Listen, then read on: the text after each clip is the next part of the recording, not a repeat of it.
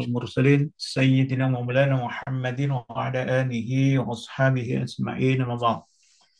Alhamdulillah, puji syukur kita kepada Allah Subhanahu wa Ta'ala. Malam hari ini Allah masih berikan berkah dan rahmat ya, bagi kita semua, khususnya di bulan Ramadan ini. Insya Allah malam ini eh, kita akan meneruskan kembali thalabul ilmi, mengkaji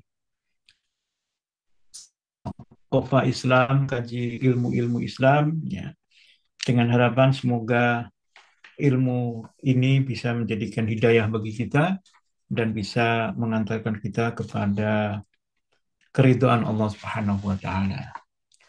Eh, Bapak Ibu sekalian, kita masih melanjutkan kajian kita di akhir-akhir kitab As-Siyasah Al-Iqtisadiyah Al-Musla ya, karangan Syekh Abdurrahman Al-Maliki. Ini eh, bab-bab terakhir kita masih melanjutkan pembahasan tentang hutang ya, atau lebih umum lagi adalah membahas tentang pembiayaan proyek-proyek pembangunan. Kira-kira kalau dengan bahasa sekarang ya, bagaimana pembangunan itu bisa dibiayai. Kita sudah bahas di bulan yang lalu bahwa kita tidak memungkiri proyek-proyek pembangunan itu pasti membutuhkan modal. Ya.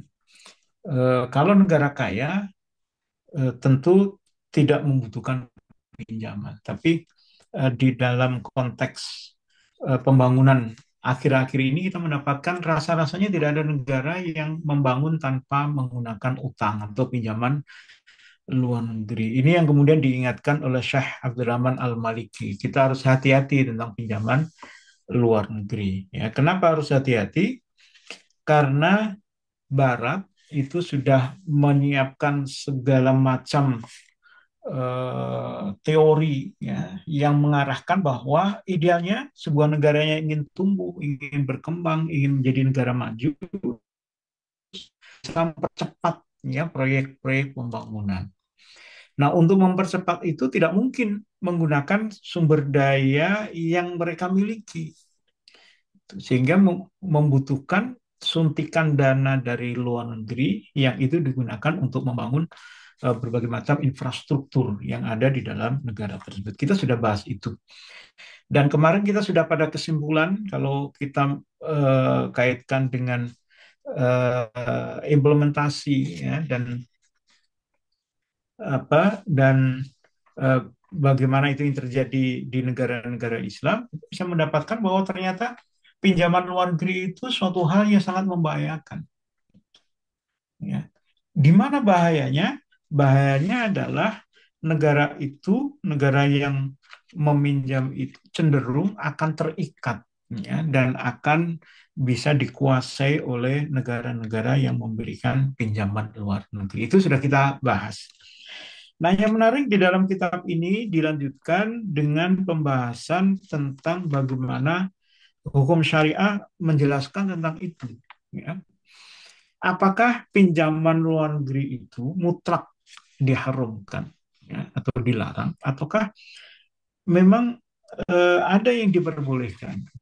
Ya, kalau yang dilarang bagaimana? Dalilnya seperti apa? Kenapa dilarang? Kan kita bicara tentang hukum ya Islam, bicara tentang politik ekonomi Islam, tentu harus ada landasan syar'inya. Kalau bicara landasan syar'i, tentu harus ada landasan dalil-dalil syar'inya. Bapak Ibu sekalian, saya share screen ya. Sebentar.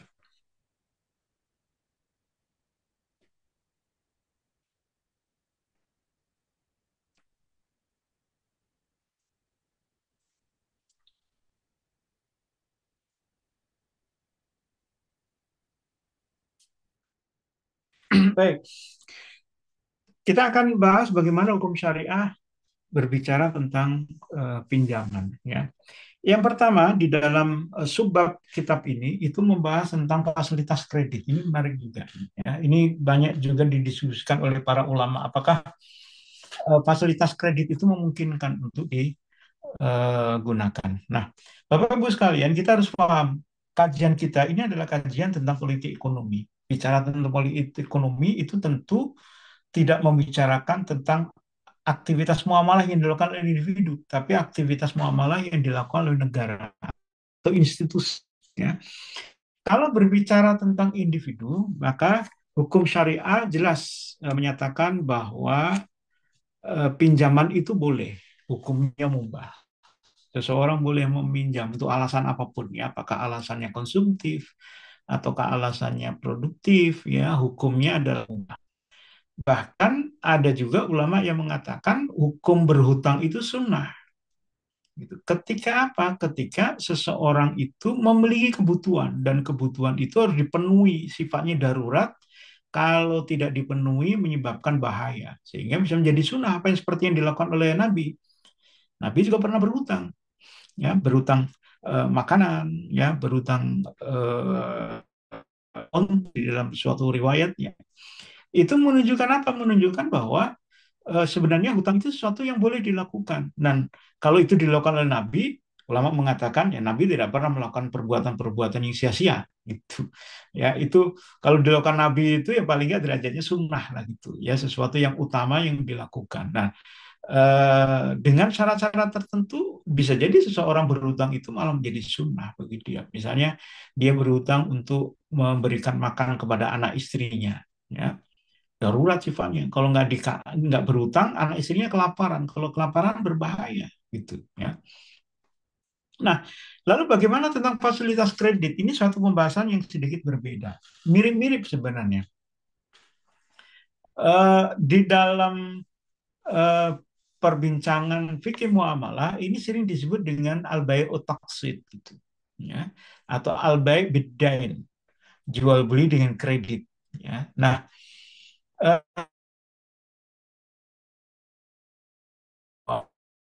jual beli dengan fasilitas itu pada dasarnya tidak termasuk pinjaman luar negeri.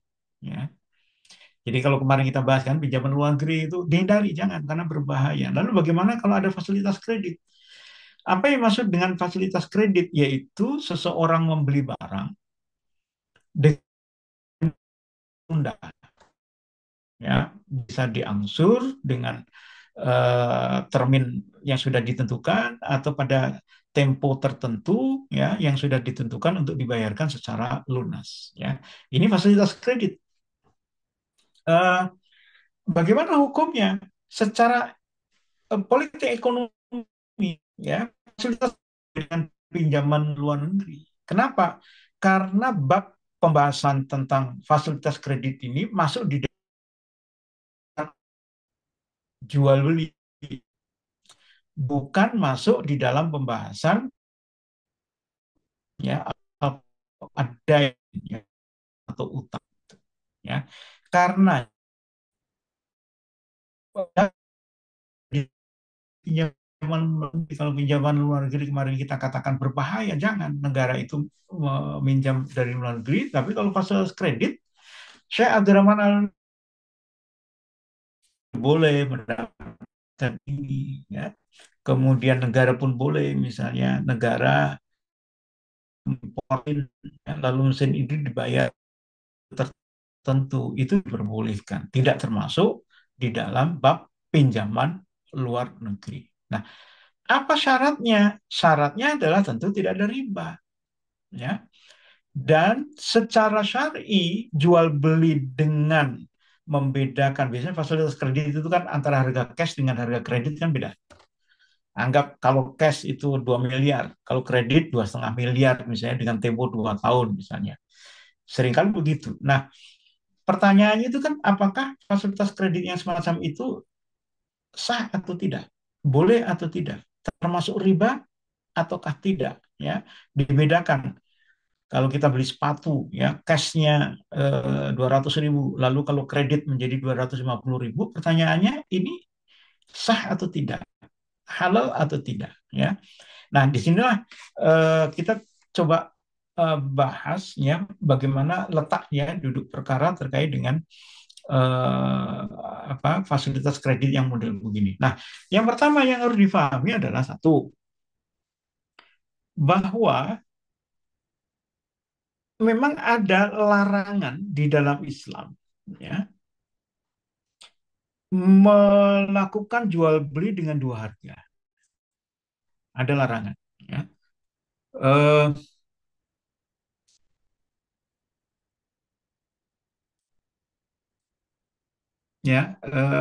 Sebentar. Nah ini ya, memba'a bayataini fi bayatin falahu au kasuhuma awir riba.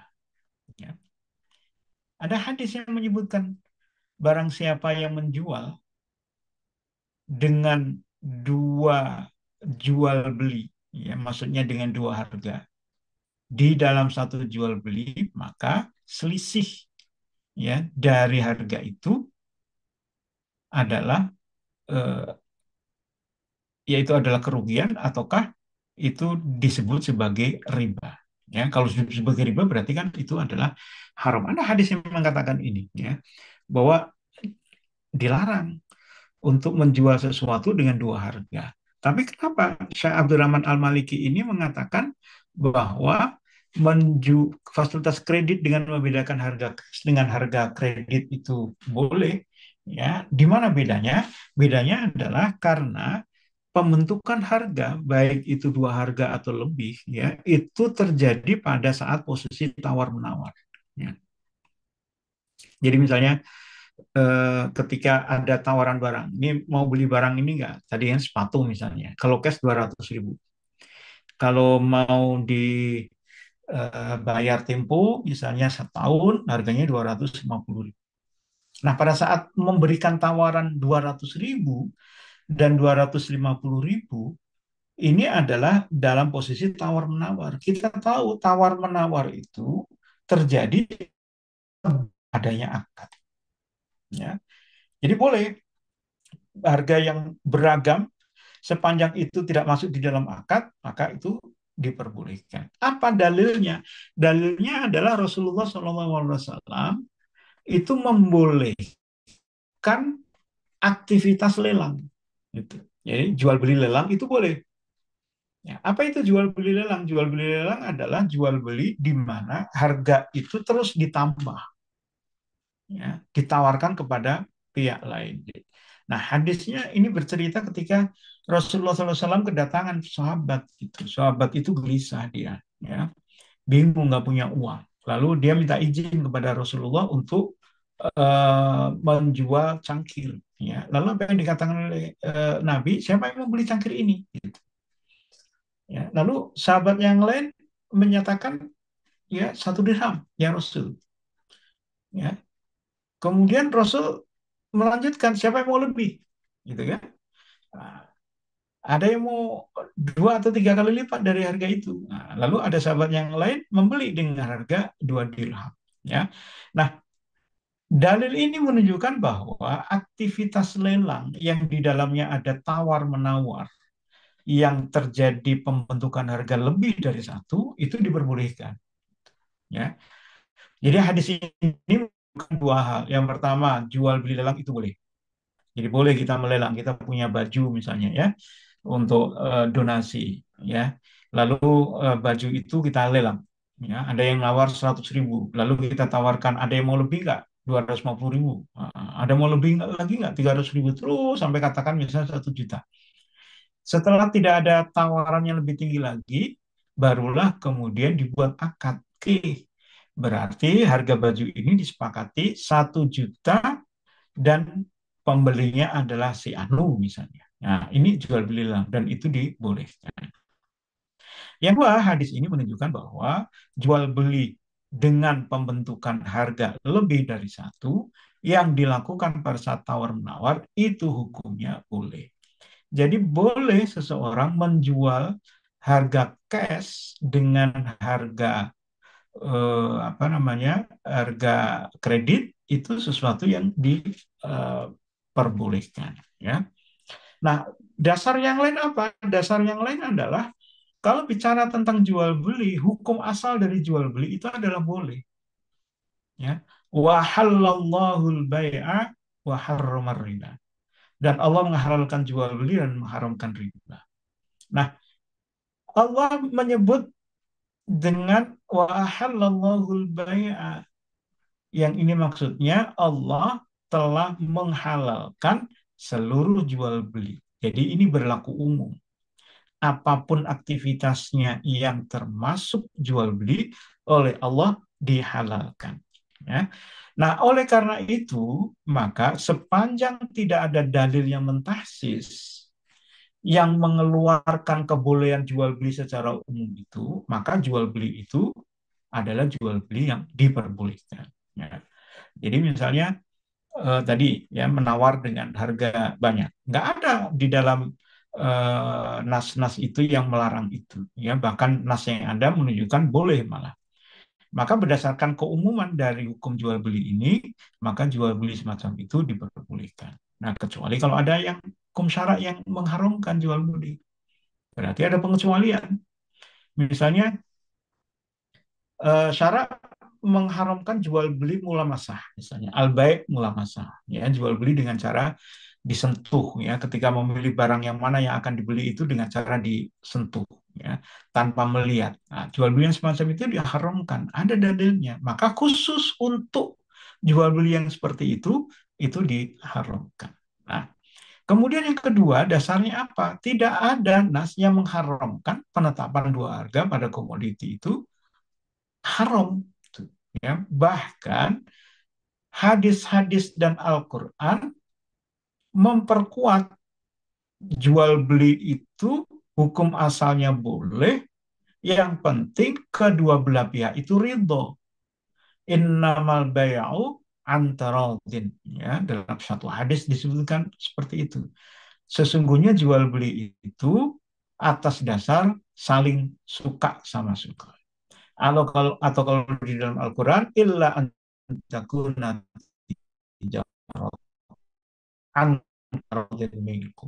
kecuali dengan menjadikan jual beli itu atas keridoan di antara kalian, ya. Jadi sepanjang ridho tawar menawar boleh, silakan, ya.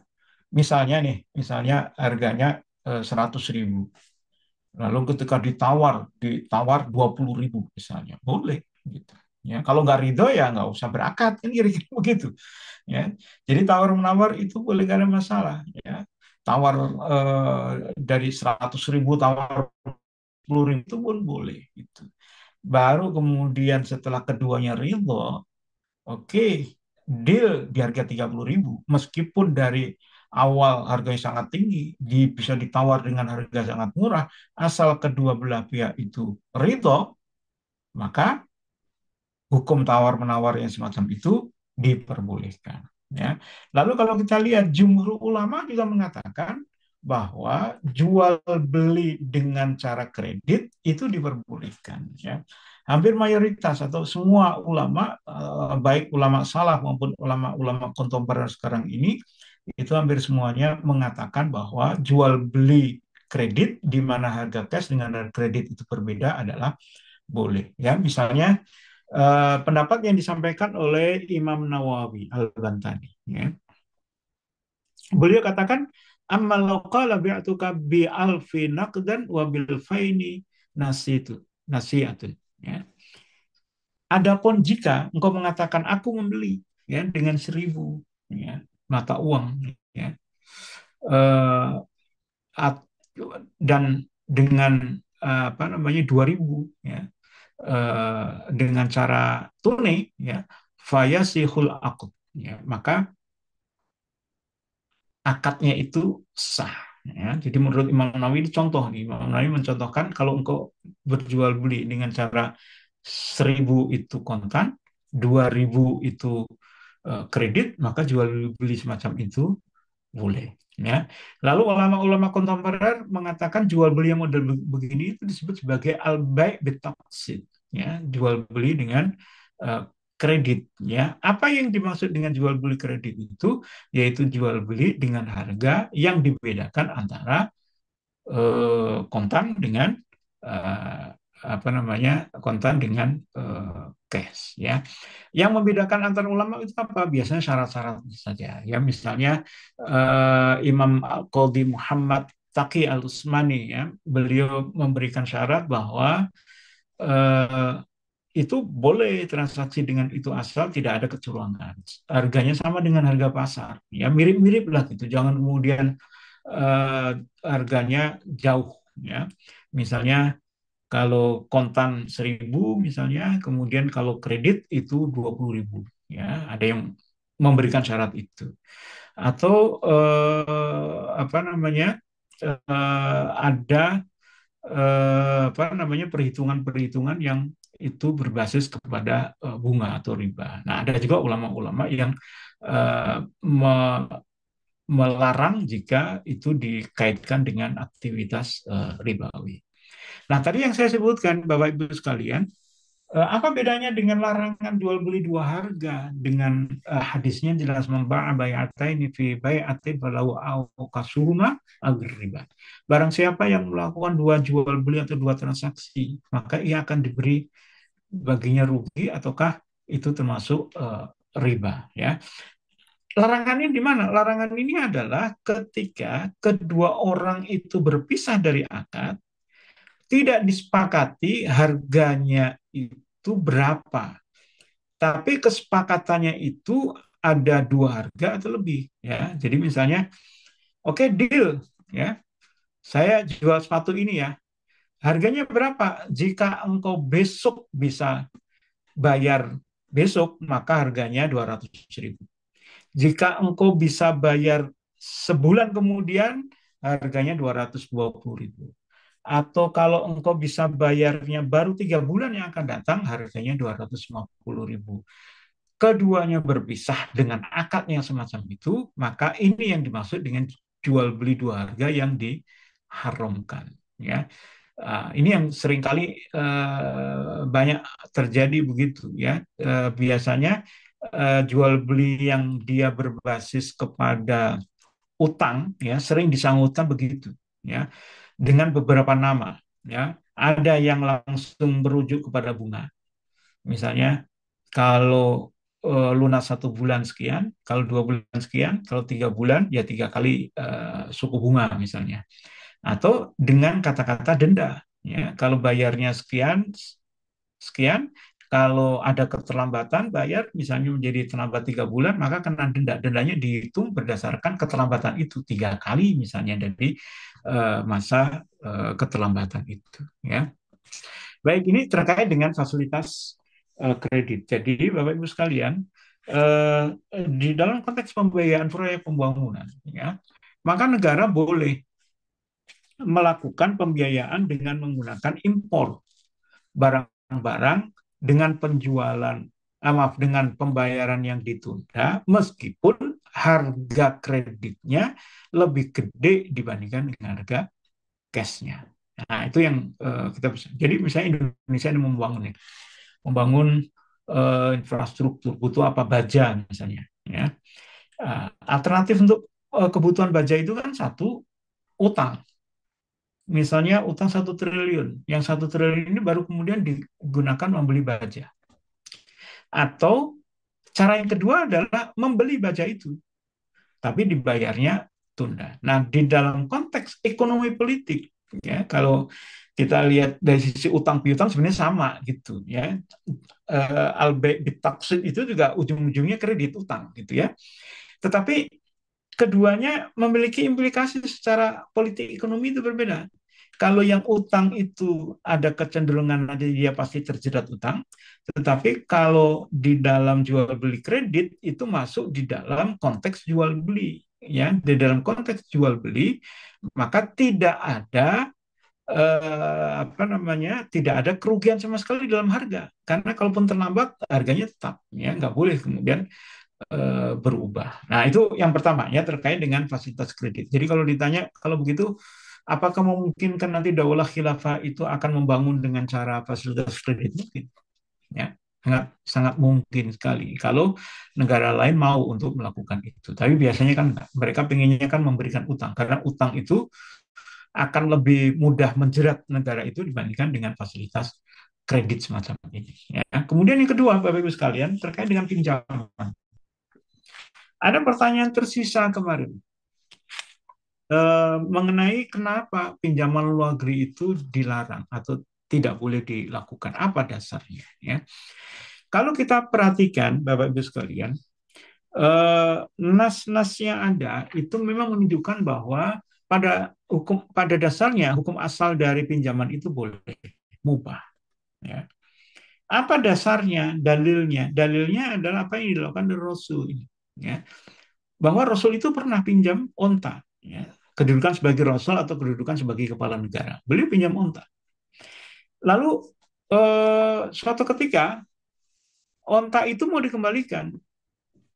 Nah, ketika mau dikembalikan muncul apa namanya permasalahan. Ternyata onta yang mau dikembalikan ini nggak ada yang semisal, karena onta yang dipinjam itu kan onta muda, ya. Nah, ketika dicari di Baitul Mal nggak ada itu onta muda. Yang ada adalah onta yang sudah dewasa. Lalu sahabat yang diperintahkan untuk bayar itu, ya ini Abu Rafi, lapor kepada Rasul, ya Rasul nggak ada ini onta muda. Ya, bagaimana ini? Ya kata Rasul, eh, Inna khiyarun nas ahsanuhum qadha. Ya, Rasul katakan sesungguhnya sebaik-baik manusia itu kalau membayar utangnya dengannya lebih baik. Ya. Jadi akhirnya apa? Onta yang dipinjam muda dibayar dengan onta yang sudah dewasa. Itu kan lebih baik begitu. Nah, Bapak Ibu sekalian, hadis ini seringkali dijadikan dasar oleh orang-orang untuk membenarkan riba, membolehkan riba. Rasul mengembalikan lebih baik. Jadi kalau kita pinjam 1 juta, ya lebih baik itu kembalikan lebih dong. Jangan dikembalikan 1 juta, kembalikan 1 juta. Nah, orang-orang yang menggunakan hadis ini untuk membenarkan riba yang model begitu, tentu tidak tepat di dalam penggunaan hadis ini. Kenapa? Karena hadis ini bicara tentang apa namanya? Bicara tentang utang yang dia tidak memiliki ukuran, takaran dan timbangan, gitu. Ya, kamiahnya itu nggak jelas gitu. Onta itu nggak mungkin kan onta itu kembalikan persis, warnanya persis, kilogramnya persis, ya karena nggak mungkin persis, maka Rasul mengatakan ya sebaiknya kembalikan yang lebih besar. Misalnya kita pinjam apa nih, antar tetangga nih, misalnya pinjam telur, misalnya ya, kita mau masak. Di rumah nggak ada itu persediaan telur, kita pinjam, ya, pinjemnya 1 kilo, gitu. Lalu mau dikembalikan telur itu. Ketika dikembalikan kan nggak mungkin eh, persis butirnya sama, kan nggak mungkin, ya, karena itu sesuatu yang berbeda.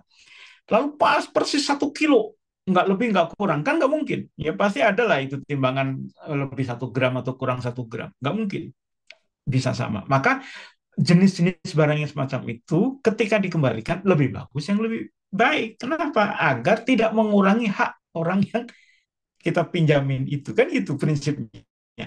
Beda kalau kita pinjam uang, 1 juta itu bisa persis kita hitung. Maka kalau kita pinjam 1 juta, kembalikan juga 1 juta. Nggak boleh lebih. Lebihin 1.100.000. Ada kelebihan di situ. Jelas ada kelebihan. Nah, kalau onta muda dikembalikan dengan onta dewasa, ya memang ada perbedaan. Tetapi secara fisik kan sama. Yaitu apa? Sama-sama 1 ekor. Ya, kecuali kalau kita utang 1 ekor unta ditukar dengan 2 ekor unta misalnya. Nah, itu bisa menjadi persoalan lain, ya. Jadi hadis ini menunjukkan bahwa berhutang itu pada dasarnya boleh, ya, bagi seorang individu. Nah, sekarang bagaimana kalau hutang itu memiliki dampak bahaya, ada dorot, ya, hukum asalnya boleh. Kalau hutang itu ada doror, baik dilakukan individu maupun dilakukan negara, ya, dan dikhawatirkan akan memberikan dampak buruk bagi negara, maka pinjaman itu diharamkan. Ya. Apa dasarnya? Ada satu kaidah, ya, tentang hal itu. Ya. Ini satu kaidah fikih, ya, ada di dalam kitab eh, eh, Al-Siyasah al-Iqtisadiyah juga ya. Idza khusila dharar min fardin min afradil mubah yumna'u dzalikal fard. Ya. Jika terjadi dharar dari satu bagian dari berbagai macam bagian yang mubah, maka bagian yang mubah itu terlarang. Itu satu kaidah usul. Ya. Ini kaidah ini bisa digunakan untuk macam-macam. Ya, misalnya rokok. Rokok itu mubah hukumnya. Tapi kalau rokok itu bagi seseorang membuat bahaya bagi dia, ya, karena dia sudah sakit paru-paru, kanker, kalau merokok itu bisa ada doror, meninggal dunia, maka bagi orang itu rokok haram. Tapi bagi orang lain tetap mubah. Gitu. Itu kalau konteks orang. Nah, kalau dalam konteks pinjaman, hukum asal dari pinjaman itu boleh. Tapi ketika pinjaman yang boleh itu menyebabkan bahaya bagi orang yang meminjam atau bagi negara yang meminjam, maka pinjaman itu menjadi haram bagi siapa? Bagi orang itu. Sementara pinjaman yang lain tetap boleh. Jadi masih tetap boleh meminjam untuk apa namanya, meminjam untuk tadi konsumsi, ya, meminjam untuk kebutuhan pokok dan sebagainya. Nah, itu dasarnya di situ ya. Jadi pinjaman luar negeri pada dasarnya diharamkan karena ketika itu memberikan doror, ya itulah yang menjadi penyebab pinjaman luar negeri itu eh, haram. Dan kita tahu hampir ghalabatul dzan diduga dengan kuat bahwa pinjaman luar negeri itu akan menyebabkan kebinasaan bagi negara itu. Nah sekarang bagaimana kalau negara itu benar-benar butuh? Ya, maka di sini boleh ya negara itu meminjam yang kemudian dibayar dengan menarik pajak pada rakyat. Ya. Bapak Ibu sekalian mungkin pernah eh, tahu yang disebut dengan doribah. Ya, ini pajak, bahasa bahasa sekarangnya pajak. Ya. Meskipun nggak tepat juga kita sebut dengan pajak. Ya, ya kita sebut saja pungutan gitu. Ya, jadi ketika ada kebutuhan negara, lalu kebutuhan itu kalau tidak tersedia secara cepat, ya akan menyebabkan bahaya bagi rakyat, ya akan terjadi kebinasaan, ya, maka diperbolehkan bagi negara untuk meminjam terlebih dahulu yang dibayar dari uang pungutan dari rakyat yang disebut tadi dengan riba.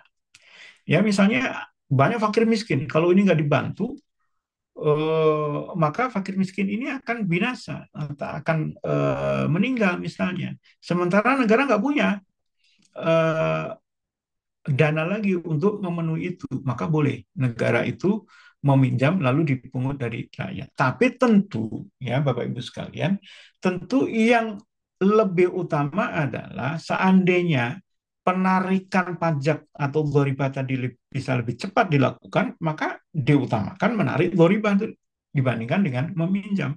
Tapi kan untuk menarik dhoribah itu kan butuh mekanisme, butuh waktu, macam-macam ya kan. Lebih mudah pinjaman negara, ada bantuan negara meminjamkan misalnya 100 miliar gitu kan, dipinjam lalu itu digunakan. Nah, 100 miliar itulah nanti akan dipungut dari masyarakat. Ya untuk jihad misalnya, ya ada tiba-tiba daulah khilafah diserang misalnya ya, butuh peralatan militer, butuh logistik dan sebagainya, maka negara boleh berutang dari situ ya. Kemudian untuk tunjangan jadi kewajiban negara, tentara, gaji guru dan sebagainya. Lalu ada bencana alam itu yang menyebabkan kalau nggak segera diatasi menjadi bahaya, maka boleh negara itu meminjam. Nah, tapi yang harus diingat Bapak Ibu sekalian, ketika tidak ada doror, ketika tidak ada bahaya yang mungkin muncul, maka negara kembali kepada hukum pinjaman yang diharamkan tadi. Karenanya pinjaman untuk produktif dan pengembangan infrastruktur itu tetap tidak diperbolehkan bagi negara. Kenapa? Karena pinjaman produktif itu nggak mendesak. Kalau nggak dapat pinjaman juga nggak membahayakan. Karena masyarakat itu bisa hidup seperti kondisi semula gitu. Ya, infrastruktur ya sama. Nggak boleh pinjam untuk membuat jalan tol.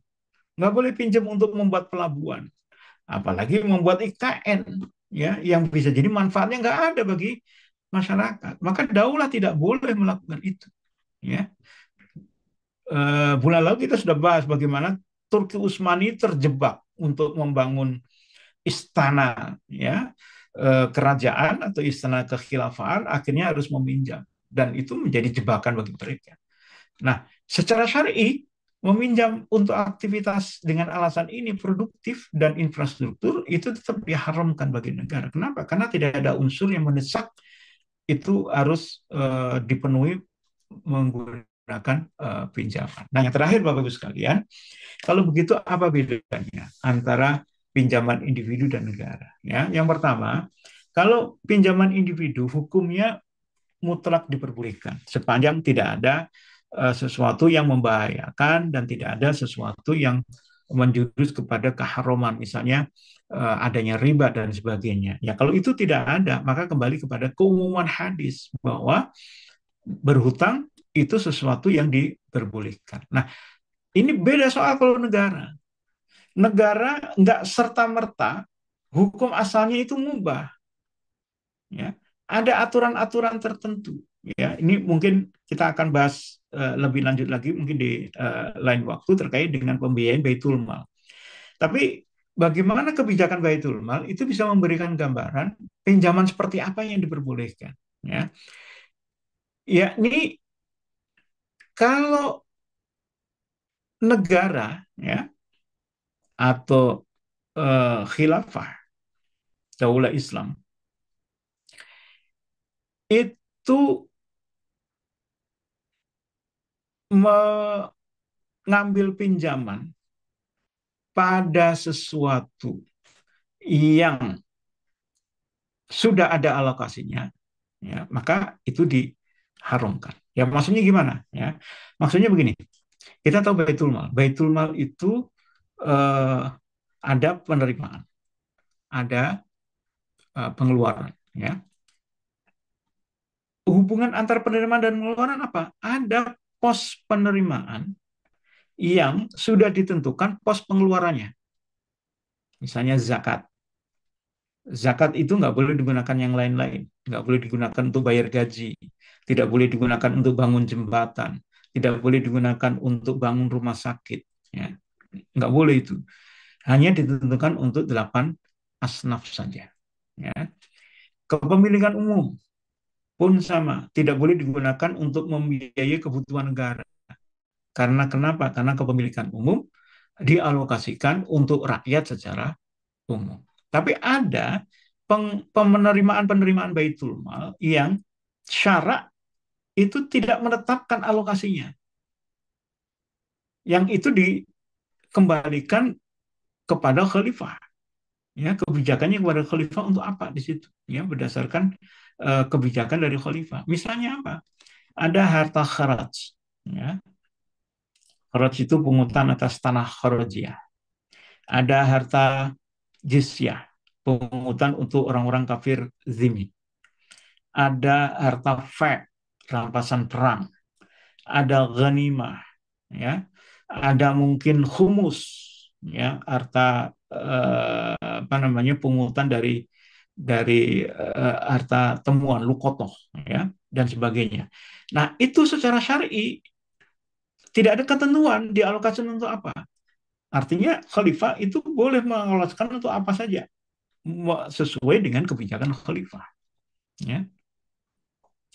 Nah, maka di dalam kebijakan Baitul Mal, Khalifah harus paham nih, ya, bagaimana pos-pos itu dilakukan. Nah, dengan mengkaitkan antara penerimaan dengan pengeluaran, ya, maka muncul kebijakan bahwa negara tidak boleh memungut pajak, ya, pembiayaan dengan menggunakan pajak atau dharibah untuk pengeluaran yang sudah dibebankan oleh Baitul Mal.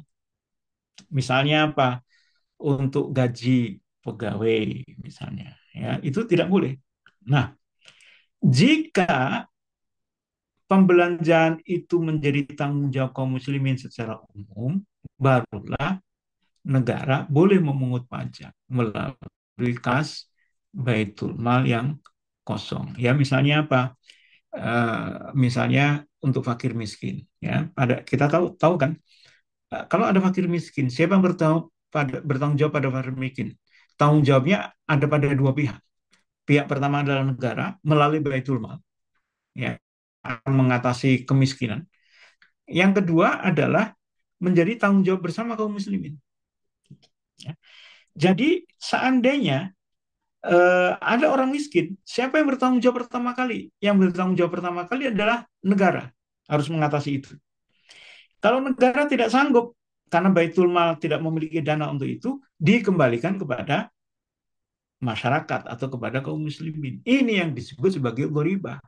Makanya di dalam kitab Nidham Iktisad disebutkan bahwa sebenarnya ghoribah itu adalah kewajiban kaum muslimin yang dimandatkan kepada negara untuk melakukan pengumpulan atas dana itu. Ya, jadi misalnya ada bencana alam. Ya, ketika bencana alam dibutuhkan dana 1 triliun. Negara nggak punya dana, ya, nggak punya dana. Nah, kalau negara nggak punya dana, maka sebenarnya kan nggak bisa kita katakan bencana alam biarin aja, itu tanggung jawab negara, nggak begitu. Tapi kembali kepada masyarakat, ada tanggung jawab masyarakat untuk mengatasi itu, untuk membantu saudara-saudara mereka yang sedang di rundung bencana. Makanya riba itu di dalam konteks ini hanya dipungut kepada orang-orang kaya saja, karena yang punya kemampuan untuk membantu saudaranya itu adalah orang-orang kaya. Ya, maka riba dipungut untuk siapa? Untuk kaum muslimin, ya, yang kaya. Ya, kalau nggak kaya gimana? Ya nggak dipungut. Kalau dia miskin, apa namanya? Kalau dia non Muslim gimana? Juga nggak dipungut. Kenapa? Karena non Muslim itu dalam tanda kutip tidak punya kewajiban untuk membantu saudara mereka yang Muslim. Ini dalam posisi Islam seperti itu. Ya, kewajiban itu ada di dalam tangan kaum Muslimin secara umum. Ya, jadi kira-kira gitu. Saat azhar Bapak Ibu semua. Jadi kalau kita bisa simpulkan ya terkait dengan pinjaman luar negeri, maka yang pertama bahwa ini menegaskan secara syar'i pinjaman luar negeri adalah sesuatu yang diharamkan. Kenapa? Karena pinjaman luar negeri secara fakta itu memberikan doror, dan dorornya adalah doror yang sifatnya sistemik yang jauh lebih berbahaya dibandingkan doror yang ada pada individu. Ya, maka hukumnya haram. Lalu apakah keharaman melakukan pinjaman luar negeri itu bersifat mutlak? Ya, tidak ternyata. Masih boleh negara melakukan pinjaman asal syaratnya adanya kebutuhan yang mendesak dan bersifat doror kalau tidak dipenuhi secara cepat, ya, maka negara boleh mengambil pinjaman itu. Nah, yang doror dan cepat itu dalam konteks apa? Di dalam konteks pada aktivitas-aktivitas atau pada kebutuhan-kebutuhan yang sebenarnya menjadi kebutuhan kaum muslimin secara umum. Maka tidak boleh juga negara melakukan pinjaman untuk sesuatu yang bukan tanggung jawab kaum muslimin. Kenapa? Karena kalau itu bukan tanggung jawab kaum muslimin, dari mana itu untuk membayar apa namanya, membayar pinjaman itu, ya, karena biasanya pinjaman yang tadi diperbolehkan itu akan dibayar melalui dana riba. Kira-kira begitu Ustaz Azhar, ini untuk menuntaskan ya pembahasan kita kemarin terkait dengan pinjaman luar negeri yang itu diharamkan. Baik Bapak Ibu semua, ini sebagai pengantar topik kita pada malam hari ini, ya. Ya, Alhamdulillah. Ya, Alhamdulillah, Bapak Ibu jamaah sekalian, kita setidaknya mendapatkan tambahan terkait dengan penjelasan bab terakhir ya, yang pekan atau 2 pekan yang lalu kita bahas tentang bahaya utang luar negeri, dan ternyata ada bentuk pinjaman itu bentuk cash dana, dan juga tadi ada bentuk fasilitas kredit ya, yang itu utang dalam bentuk mungkin dalam jual beli. Ya, memang di satu sisi ini setidaknya sesuatu yang memang harus kita coba pisahkan, di mana eh, batasan individu dan kemudian di mana batasan negara ya yang memang boleh melakukan pinjaman, apakah dalam bentuk dana cash ataupun dalam bentuk fasilitas kredit tadi istilah dalam kitab ini ya. Ya Alhamdulillah buat Bapak Ibu jamaah sekalian, ini insya Allah kita buka forum diskusinya. Buat Bapak Ibu yang ingin menggunakan kesempatan, ya Alhamdulillah ini sudah ada kenanya nih Ustaz. Silakan buat Bapak Ibu yang ingin bertanya juga, bisa kirimkan lebih dahulu nanti di kolom komentar. Pertanyaannya nanti kita minta beliau untuk memberikan tanggapan sekaligus jawaban. Dan ini kesempatan pertama kita kasih dulu ini ke Ibu Faiz nih ya. Monggo Bu, silakan Ibu. Oke, jazakumullah khair. Assalamualaikum warahmatullahi wabarakatuh. Assalamualaikum Ini Waalaikumsalam. warahmatullahi wabarakatuh. ceritanya Ustadz tentang apa namanya pola atau hukum pinjam meminjam ini kan sebenarnya juga sudah harus berlaku begitu ya, walaupun kemudian belum belum berbentuk khilafah apa-apa seperti itu Ustadz.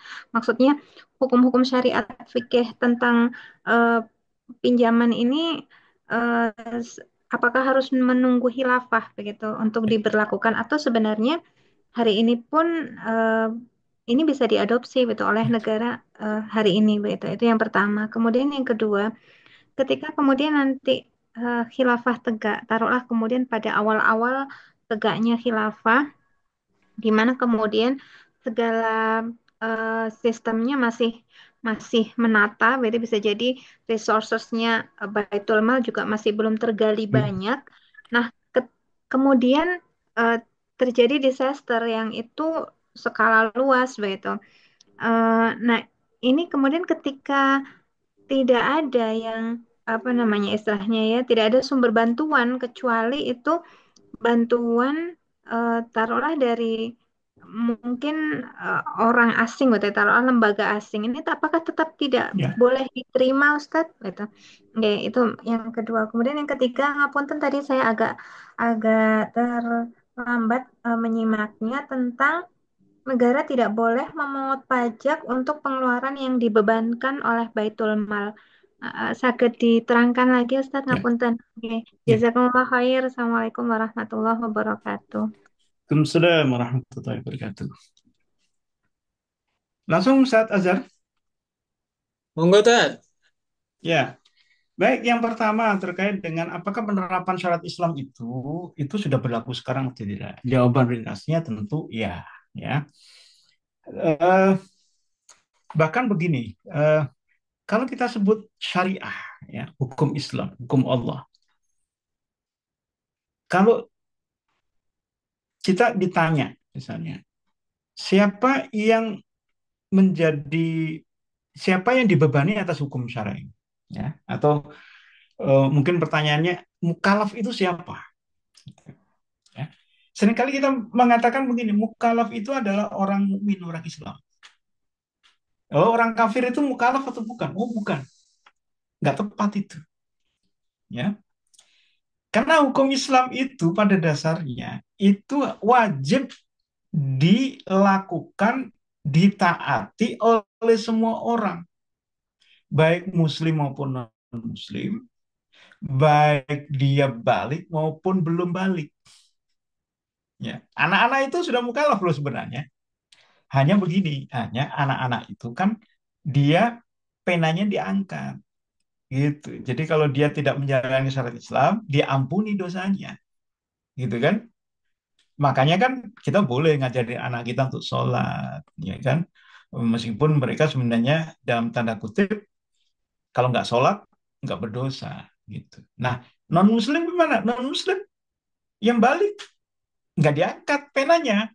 Jadi kalau kita katakan ayat misalnya kutiba alaikumusiyam, ya, diwajibkan atas kalian berpuasa. Kok dia nggak berpuasa?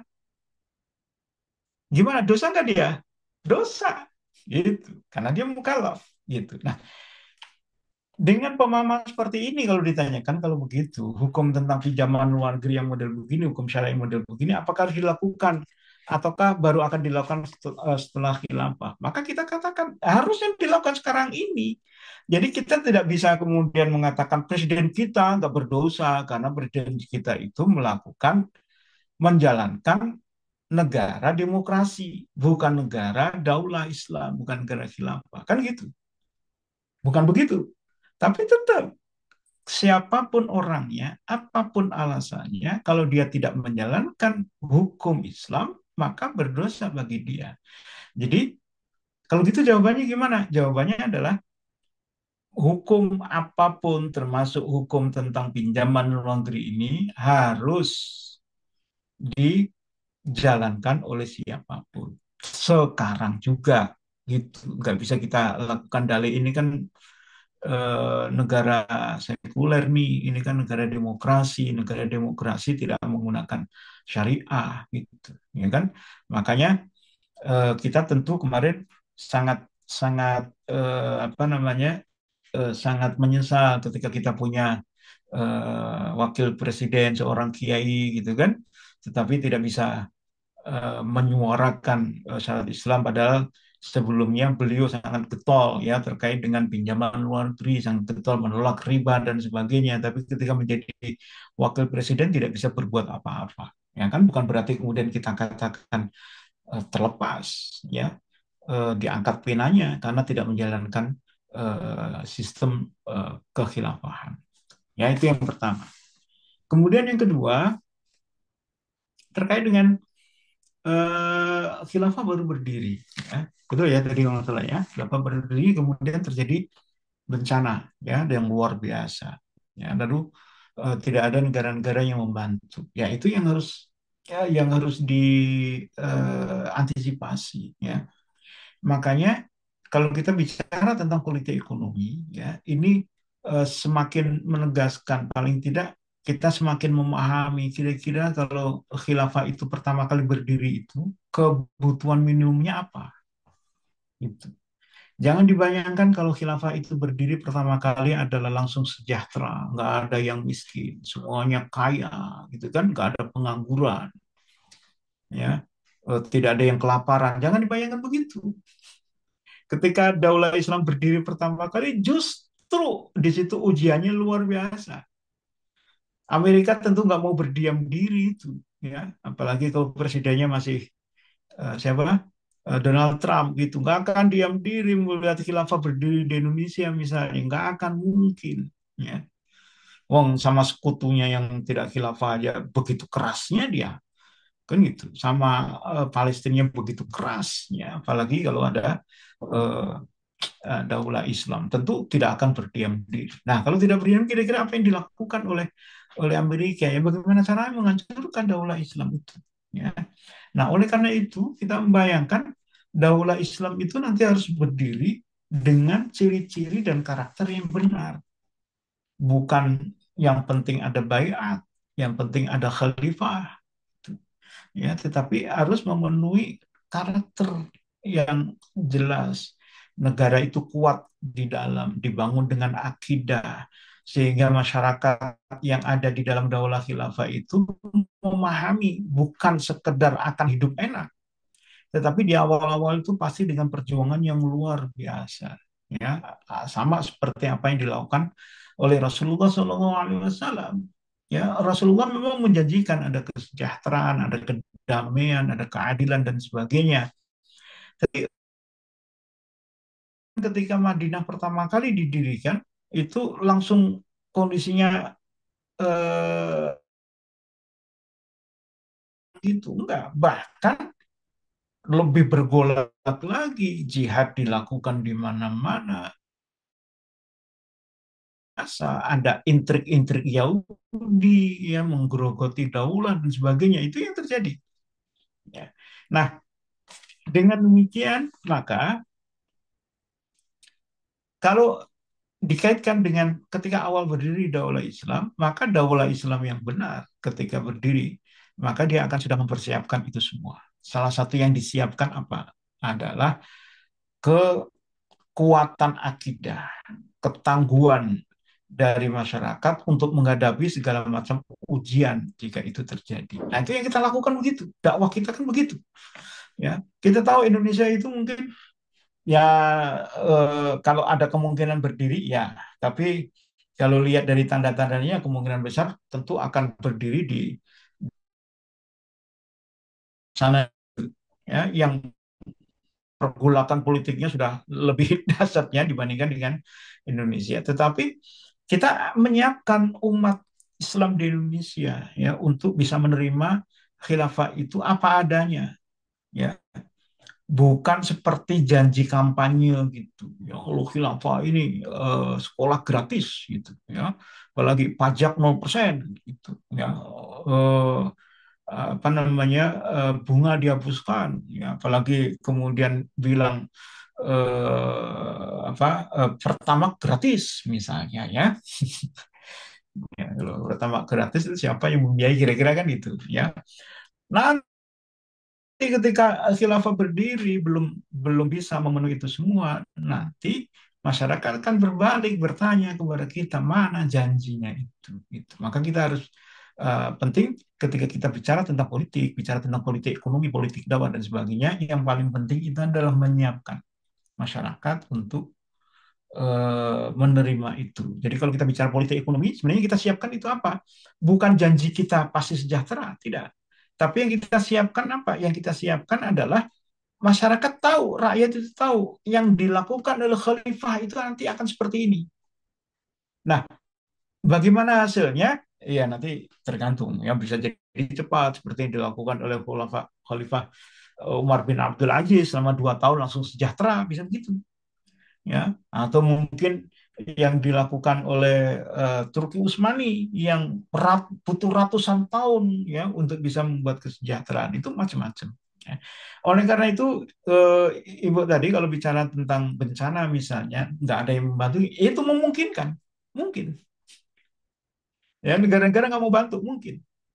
Nah, oleh karena itulah di dalam konteks politik dakwah ya, jamaah yang menyiapkan apa namanya berdirinya daulah itu juga harus menyiapkan itu semua yang disebut dengan tolabun nusroh gitu kan, harus ada itu tolabun nusroh, ada kontak-kontak dengan ahli quwah kan itu ya. Jadi ketika terjadi keadaan yang apa namanya membahayakan tadi misalnya, pasti insya Allah ya kalau itu sudah dilakukan tolabun nusroh, pasti ada negara-negara yang mau bantu kan gitu. Nggak semuanya kan, misalnya nih, misalnya ya, kalau dalam konteks geopolitik ya, khilafah berdiri, Amerika mau nyerang, lalu ada bencana, kira-kira kita bisa minta bantuan ke siapa itu? Ya pasti musuhnya Amerika kan gitu. Mungkin Rusia kan gitu. Nah, lalu pertanyaannya, bolehkah kita dapat bantuan dari Rusia? Sepanjang bantuan itu tidak membuat doror bagi negara, boleh. Yang kita dibantu.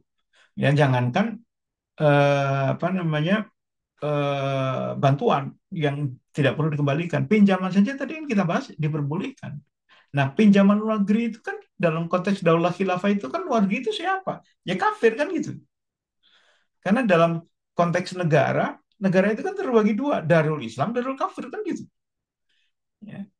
Ada khilafah, ya pasti ada negara-negara yang dia tidak mau menerima Islam, gitu kan?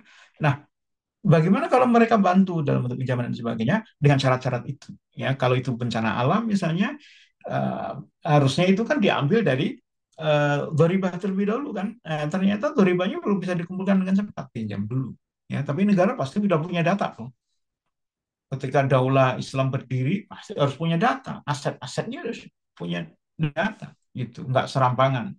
Ya, makanya kan eh, jalur kudeta misalnya dilakukan oleh Suriah itu bukan jalan yang benar dalam rangka untuk menegakkan daulah, karena itu yang dilakukan itu negara yang kuat. Ya, kenapa tidak menjadi negara kuat? Karena negara itu tidak sepenuhnya didukung oleh rakyatnya. Nah, negara yang kuat itu apa? Negara kuat itu adalah negara di mana rakyatnya mendukung apa adanya dari negara itu dengan ikatan akidah itu. Ya, negaranya makmur, negara rakyat senang, negaranya sedang terpuruk, rakyat akan berbau membahu untuk membantu negara mereka. Itu yang kedua. Kemudian yang ketiga tadi, mohon maaf, jadi kelupaan ini ketiga. Ketiga Iya. tadi tentang Tentang negara tidak boleh memungut pajak untuk pengeluaran yang Oke, ditebankan oleh Baitul Mal. Ngapun. ya, jadi baik. Jadi begini Ibu, pajak yang dimaksudkan tadi yang diperbolehkan itu adalah goribah, ya. Goribah itu apa? Goribah itu pada dasarnya adalah pungutan yang menjadi tanggung jawab kaum muslimin secara umum, gitu kan. Jadi kalau negara dia punya baitul mal, lalu baitul mal itu masih memiliki dana yang bisa digunakan untuk membantu masyarakat, maka negara tidak boleh memungut riba. Karena riba itu adalah kita sebut mungkin jaring pengaman sosial yang terakhir. Setelah eh, apa namanya baitul mal nggak ada dana, ya. Dan yang boleh dipungut riba itu adalah untuk pengeluaran-pengeluaran yang sifatnya darurat dan untuk kepentingan rakyat secara umum.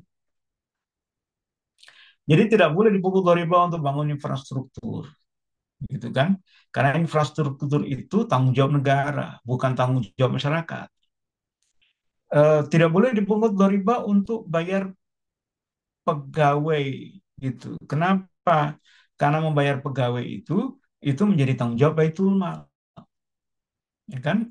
Negara harus bisa mendapatkan pemasukan dari Baitul Mal dengan baik untuk membiayai pegawai-pegawai mereka, gitu. Ya, secara umum begitu. Insya Allah nanti kita akan bahas lebih detail mungkin ya untuk pembiayaan apa namanya pembiayaan proyek-proyek negara ya melalui mekanisme Baitul Mal itu nanti seperti apa.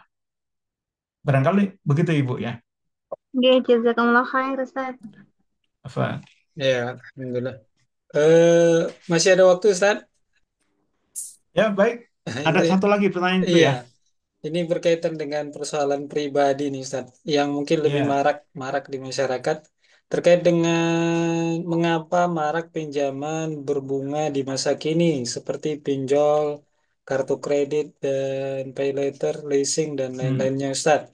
Apakah karena ya, ulama diam atau umatnya membiarkan? Ini pertanyaan dari Pak Norman. Monggo tanya. ya. Baik, kalau ditanya apakah karena ulama diam? Ya, gitu. Karena banyak ulama kita yang diam ketika masyarakatnya itu terjerat judi, terjerat riba, diam. Dan umat membiarkan, iya juga, gitu. Kenapa? Karena umat ini sudah terserabut dari karakter ya umatan yang khairu ummah. Ya, kita tahu khairu ummah itu kan cirinya itu kan apa namanya? Ya'muruna bil ma'ruf wa yanhauna 'anil munkar kan gitu. Ya, menyeru kepada yang ma'ruf, menyeru kepada Islam dan mencegah kepada kemungkaran. Itu ciri masyarakat yang Islami, masyarakat yang terbaik ya.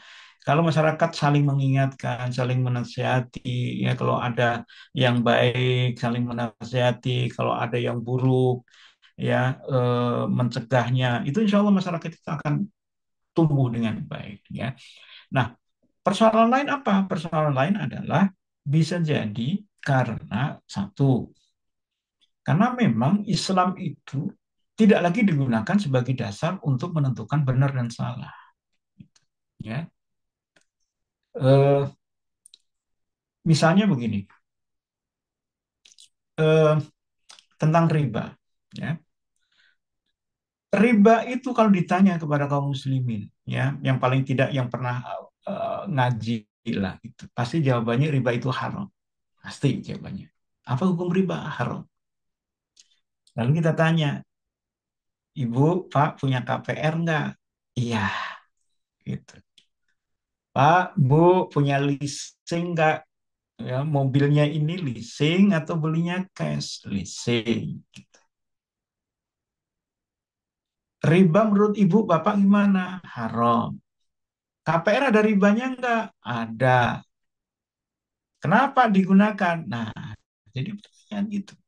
Kenapa udah tahu haram, tapi tetap dipakai? Ya kan? Ini berarti ada pemisahan ya antara akliyah dengan nafsiyah kan itu. Akliyahnya udah tahu nih, dia tahu bahwa riba itu haram, tapi dipakai. Nah, itu karakter masyarakat dunia Islam dia sekarang begitu. Ya, dia udah tahu itu haram. Tahu nggak sholat itu wajib? Tahu. Sholat enggak? Enggak. Itu apa problemnya? Gitu kan? Tahu nggak puasa itu wajib? Tahu. Kalau nggak puasa apa hukumannya? Dapat dosa. Kan itu. Puasa enggak? Enggak. Kenapa nggak puasa? Nggak kuat. Gitu. Ya kan? Itu kan berarti ada problem di situ. Antara akliyah dan nafsiyahnya itu enggak nyambung. Gitu. Nah, itu faktor yang berikutnya tadi itu. Berarti kalau riba itu marak, apa penyebabnya? Karena memang hukum Islam itu tidak dijadikan sebagai dasar mereka untuk bertindak, untuk melakukan sesuatu. Riba tahu dia riba itu haram, tapi tetap dipakai. Itu kan problem. Ya. Yang ketiga, apa problem yang lain? Yang ketiga adalah diperparah ketika ulama-ulama itu melegitimate aktivitas yang dilakukan oleh umat, bahkan mencarikan dalilnya. Ya. Jadi umat awalnya tahu riba itu haram, gitu kan? Tapi lama-lama umat punya pemahaman baru bahwa betul riba itu haram, tapi ada juga riba yang dibolehkan.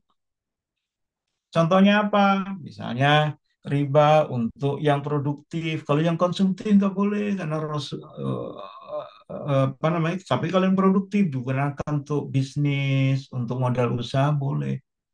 Nah, ini malah kebalik. Rasul nggak pernah pinjam untuk bisnis. Rasul bahkan pinjamnya untuk konsumsi. Kan gitu, kebalik ini kan gitu. Ya, jadi logikanya kebalik. Ya, itu kemudian menjadi dasar umat. Ulama lo yang ngomong gitu, gitu. Ya, boleh. Boleh pinjem kalau banknya itu bank pemerintah. Kalau bank swasta nggak boleh. Ada dalilnya. Dalilnya apa? Karena segala sesuatu yang barang yang masuk ke kas negara menjadi halal. Gitu. Dalilnya dari mana? Karena dulu ada orang Yahudi bayar jizyah pakai daging babi. Diterima oleh Umar. Nah, jadilah dalil. Maka kalau riba itu yang mengeluarkan adalah pemerintah, maka menjadi boleh. Karena pemerintah itu atau kas negara, keuangan Baitul Mal itu bisa menerima barang haram. Itu. Wah, cari-carilah itu. Ya, yang itu makin menguatkan masyarakat kesimpang siuran. Nah, diterpa oleh kebutuhan, jadilah masyarakat menjadikan itu dasar pembenaran atas itu semua. Nah, ini yang terjadi. Nah, inilah tugas kita, dakwah kita itu untuk memberikan pemahaman kepada mereka tentang apa namanya prinsip-prinsip syariah, keterikatan hukum syariah, tentang kepribadian Islam, bagaimana agar akliyah yang kita miliki itu bisa menyatu dengan nafsiyah atau pola sikap kita bahwa perilaku, tingkah laku, kecenderungan, tindak tanduk dari masyarakat itu dipandu oleh akliyah dia ya agar jangan sampai kasus yang kemarin sempat viral gitu kan mengatakan rokok haram tapi ngerokok gitu ya kan itu kan persoalannya bukan persoalan tentang hukum rokoknya tapi persoalannya adalah dia telah melecehkan hukum kira-kira tanda kutip begitu. Pemahamannya rokok haram kok merokok itu kan sama dengan tahu dia itu sholat wajib tetapi nggak mau melakukan sholat kira-kira yang begitu ya. Bukan kemudian kita diskusinya ada juga loh yang mengatakan rokok itu mubah gitu sehingga boleh merokok bukan di situ poinnya adalah seseorang yang dia itu sudah yakin pada pendapat tertentu maka wajib bagi dia untuk terikat dengan pendapat itu kalau dia mengatakan kunut itu katakan bid'ah ya bisa membatalkan sholat misalnya kalau dia yakin atas pendapat itu maka dia tidak boleh kunut. Kira-kira gitu. Kalau ada seseorang menyatakan bahwa nikob, ya, cadar itu wajib, maka dia nggak boleh membuka cadar dengan alasan apapun. Itu kan wujud keterikatan syarak dia gitu, ya. Eh, jangan dibalik-balik gitu, ya. Kita melakukan sesuatu dengan hukum yang menjadi pendapat orang lain dan dia tidak ikut pada pendapat itu yang salah. Nah, kira-kira begitu. Itu saja. Iya, Alhamdulillah. Eh, Sebelum ditutup, Ustaz, ini sebagai pertanyaan Ya. terakhir dan bisa nanti sekali closing statement. Ini, Ustaz, terkait dengan ini kan kasus-kasus yang tadi Ustaz sampaikan berkaitan dengan personal, Ustaz, pribadi yang mungkin marak di masyarakat. Tapi bagaimana ternyata upaya kita yang hari ini meskipun ada kalangan kaum muslimin yang gencar menyeru untuk menghentikan praktek-praktek ribawi atau pinjaman ribawi ini, Hmm, tapi sebatas individu. Tapi hmm, tidak pada level bagaimana apa yang di depan nyata dilakukan oleh rezim ini atau penguasa, hmm, baik hmm. pinjaman maupun hutang luar negeri. Mereka Ya, mencukupkan dalam level tertentu saja. Ah, ini tugas ya, kita gimana, Ustaz? Cukup juga ya, untuk para pribadi atau juga harus naik levelnya nih, Ustaz? Montat ya. tanggapannya.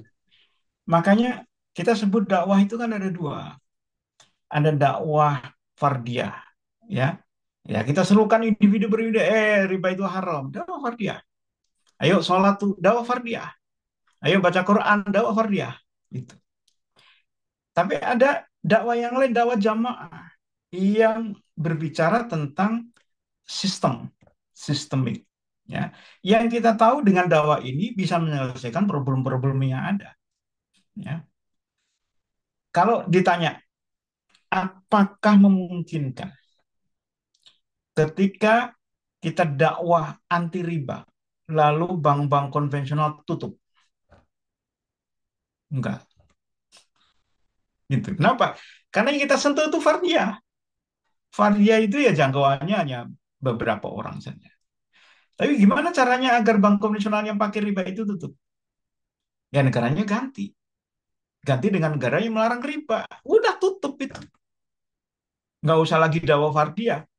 Nah, eh, tidak hanya orang yang kemudian tahu riba haram dan dia tinggalkan, termasuk orang yang masih pengen riba pun akhirnya nggak bisa dapat riba.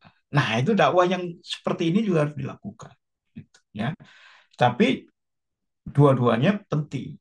Ya, dakwah fardiyah penting kita lakukan. Dakwah fardiyah ini adalah untuk tadi seperti pertanyaan Bu siapa tadi ya, apakah harus nunggu khilafah dulu? Nggak perlu. Ya, aktivitas-aktivitas yang bisa kita lakukan secara fardiyah kita dakwakan bisa langsung kita lakukan. Ya, tapi ada memang hukum-hukum yang baru bisa dijalankan setelah khilafah itu tegak. Ya, kita tadi bicara tentang jizyah, tentang fek, ghanimah, humus, ya, termasuk zakat gitu. Itu akan sempurna kalau itu dilakukan oleh daulah khilafah. Barangkali itu, Ustaz, insya Allah nanti akan kita bahas terkait dengan sekilas mungkin di kitab ini tidak dibahas detail, tapi mungkin pentingnya kita nanti untuk pengayaan eh, bicara tentang pembiayaan atau penganggaran di dalam Baitul Mal. Barangkali begitu, Ustaz Azhar.